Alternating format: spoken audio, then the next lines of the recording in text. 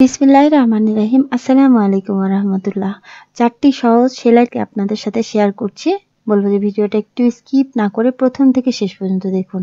So এখানে 5 inch by 5 ইঞ্চি কাপড় নিয়ে নিয়েছি। 2 কালারের কাপড়। প্রথম কাপড়টাকে এভাবে করে ফোল্ড করে দিচ্ছি এবং সেকেন্ড কাপড়টাকে ওই একইভাবে ফোল্ড করে দিয়ে এখানে আমাদের বাড়তি করে 2 সাইডে ফোল্ড করে নিতে হবে।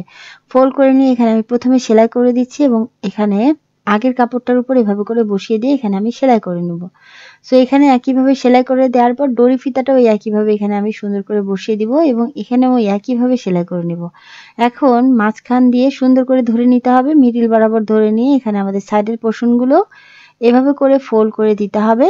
সো খোলা সাইড থেকে এখানে আমাদের উপরের দিকে সেলাই করে দিতে হবে এবং যে সাইডে ডরি ফিতাটা কয়েকটা সেলাই দিয়ে শেষ করে দিতে হবে। এক্সট্রা অংশগুলো কেটে নিচ্ছি। এখন সোজা সাইড করে নিব।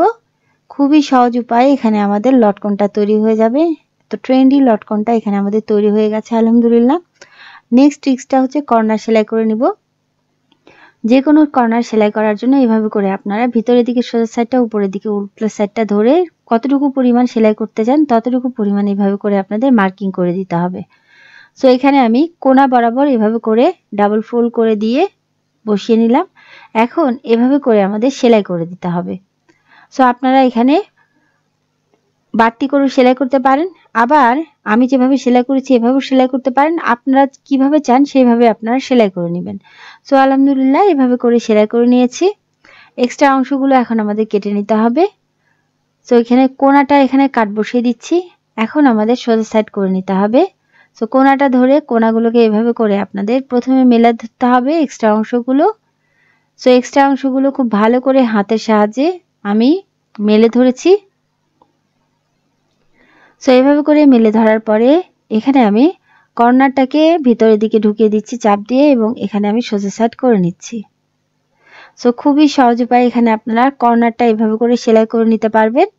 আপনারা আপনাদের পছন্দ মতো বাড়িয়ে কমিয়ে সেলাই করে দিবেন।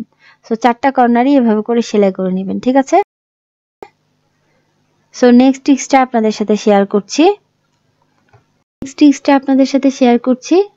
এখানে আমাদের একটা কাপড়কে এভাবে করে ফোল্ড করে দিচ্ছি। বড় ছোট করে এভাবে করে আপনারা সুন্দর করে তৈরি করে নিতে পারবেন। সো আরেকটা পার্ট কাপড়কে ওই একইভাবে বসিয়ে দিয়ে একটা পার্টের উপর আরেকটা পার্ট বসিয়ে দিচ্ছি। সো এইভাবে করে বসিয়ে দেওয়ার পর এখানে আপনাদের কোমর যত তার 4 ভাগের 1 ভাগ এখানে নেবেন। নেওয়ার পর নিচের দিক থেকে যতটুকু লম্বা চান ততটুকু পর্যন্ত এইভাবে করে আপনারা ধরে নেবেন। সো এখন নিচের দিক থেকে কাট করে নিচ্ছি। সো কাট করার পর এখানে আমাদের 2টা পার্ট এভাবে করে মেলে দিলে, মানে 2টা পার্ট একটার উপর আরেকটা এভাবে করে বসিয়ে দিচ্ছি এবং একইভাবে এখানে আমি বেল্টের পার্টটা কাট করে নিয়ে বসিয়ে দিচ্ছি। খুবই সহজ উপায়ে এখানে আপনারা স্কার্টটা তৈরি করে নিতে পারবেন।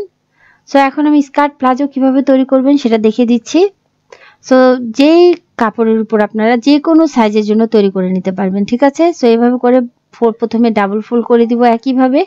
সো ডাবল ফোল্ড করে দেওয়ার পর একটা পার্টের উপর আরেকটা পার্ট এখানে আমি বসিয়ে দিচ্ছি। সো এইভাবে করে বসিয়ে দেওয়ার পরে এখানে আমি আমাদের কোমর যত তার 4 ভাগের 1 ভাগ নিয়ে নিচের পরিমাণ মানে লম্বা নিয়ে নিতে হবে এবং নিচের দিকের এক্সট্রা অংশগুলো এভাবে করে কাট করে নিচ্ছি। সো এইভাবে করে কাট করার পর এখানে আপনারা ক্রস বা হাইট যতটুকু হবে বেল্টের অংশ ধরে এখানে আপনাদের কেটে নিতে হবে। সো আলহামদুলিল্লাহ এখানে আমি ক্রস বা হাইটা কেটে নিয়েছি। এখন 2টা পার্ট এখানে আমাদের মেলে ধরতে হবে। সো 2টা পার্টকে এভাবে করে একটা পার্টের উপর আরেকটা পার্ট বসিয়ে দিব। বসিয়ে দিয়ে এখানে আমাদের ভিতরের দিকে সোজা সাইডটা, উপরের দিকে উল্টা সাইডটা রেখে সেলাই করে নিতে হবে। সো এখন আমি এখানে এভাবে করে ধরে নিচ্ছি। ধরে নিয়ে এখানে আমি নিচের দিক থেকে ডাবল ফোল্ড করে দিব। সো মহড়া ডাবল ফোল্ড করে দিয়ে এখানে আমাদের সেলাই করে নিতে হবে। সো এখানে আমি কিন্তু ডেমো দেখাচ্ছি। এখন এখানে আমাদের মহড়া থেকে হাই পর্যন্ত সেলাই করে নিয়েছি। সো এখন এভাবে করে মেলে ধরছি। সো সোজা সাইড করে নিচ্ছি। সো যে কোনো সাইজের জন্য এই নিয়ম ফলো করে আপনারা স্কার্ট প্লাজো বানালে পারফেক্ট স্কার্ট প্লাজো আপনাদের তৈরি হয়ে যাবে। সো এখানে কিন্তু আমাদের প্লাজোর শেপটা চলে এসেছে। এখন শুধুমাত্র বেল্ট পার্টটা আপনারা আপনাদের মেজারমেন্ট অনুযায়ী বসিয়ে দিবেন এবং ফাইনাল লুকটা স্কার্ট প্লাজোর এরকম হবে। একদম পারফেক্ট ভাবে স্কার্ট প্লাজোটা তৈরি হয়ে যাবে। বলবো যে প্রথম থেকে শেষ পর্যন্ত এতক্ষণ পর্যন্ত দেখার জন্য অসংখ্য ধন্যবাদ। ভালো থাকুন, আল্লাহ আমাদের সবাইকে ভালো রাখুন। আসসালামু আলাইকুম।